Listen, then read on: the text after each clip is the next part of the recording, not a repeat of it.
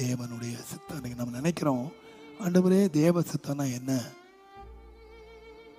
இதோ என் புஸ்தக சுருளிலே என்னை குறித்து எழுதியிருக்கு, உங்களை குறித்து எழுதியிருக்கு, என்னை குறித்து எழுதியிருக்கு. என்ன இருக்கு தெரியுமா?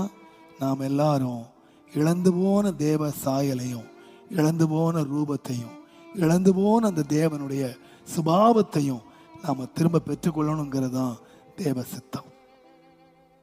நம்ம பெரிய பணக்காரராக இருக்கணும், நமக்கு பெரிய 10 கார் வச்சிருக்கணும், நாம் பெரிய நிலச்சுவானா இருக்கணும், நம்ம பெரிய பேர் பெற்ற புகழ் பெற்ற உலகம் அறிந்த ஒரு பெரிய பண்டிதராக இருக்கணுங்கிறதெல்லாம் தேவ சித்தம் இல்லை.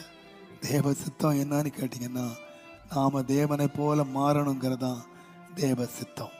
அதுக்காகத்தான் அவர் மனுஷரூபமாய் காணப்பட்டு இந்த சாயலாக தன்னை அர்ப்பணிக்கிறதுக்கு வந்தார். நீங்களும் நானும் நமக்கு சித்தத்தை நிறைவேற்றுவோம்.